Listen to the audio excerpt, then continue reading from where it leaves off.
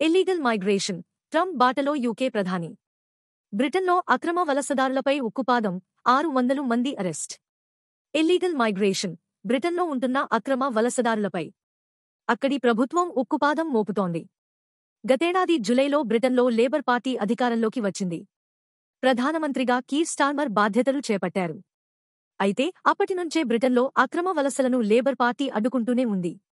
గతేడాది జులై నుంచి ఇప్పటివరకు మొత్తం 3,000 మంది అక్రమ వలసదారులను అరెస్టు చేసినట్లు అక్కడి అధికారులు గణాంకాలు విడుదల చేస్తున్నారు. ఇందులో ఒక్క జనవరిలోనే ఏకంగా 600 మంది అక్రమ వలసదారులను అరెస్టు చేసినట్లు బ్రిటన్ అధికార వర్గాలు వెల్లడిస్తున్నాయి. ఇక యూకేలో అక్రమ వలసలపై తాజాగా బ్రిటన్ ప్రధాని కీర్ స్టార్మర్ స్పందించారు. అక్రమ వలసదారులపై ఉక్కుపాదం మోపుతామని.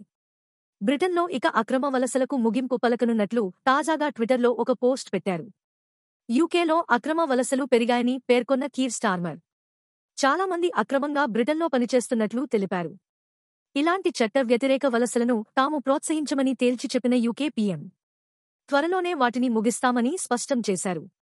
గతేడాది బ్రిటన్లో అధికారంలోకి వచ్చిన ఈ లేబర్ పార్టీ ప్రధానంగా సరిహద్దు భద్రతపై స్పెషల్ ఫోకస్ పెట్టింది. ఈ ఏడాది జనవరిలో యూకే ఇమ్మిగ్రేషన్ డిపార్ట్మెంట్ అధికారులు బ్రిటన్ వ్యాప్తంగా 100 మంది అక్రమ కార్మికులను అరెస్టు చేశారని యూకే హోంశాఖ వర్గాలు వెల్లడించాయి.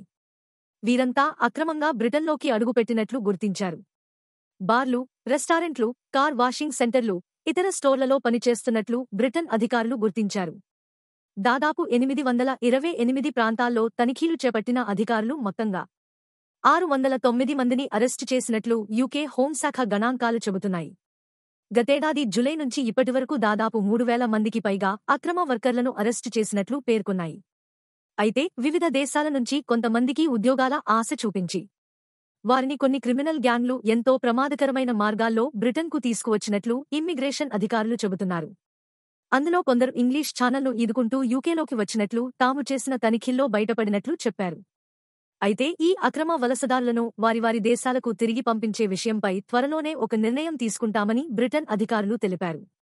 మరోవైపు అక్రమ వలసదారుల అడ్డగింత, సరిహద్దు రక్షణ, శరణార్థులకు సంబంధించిన బిల్లుపై బ్రిటన్ పార్లమెంట్లో చర్చ జరగనుంది.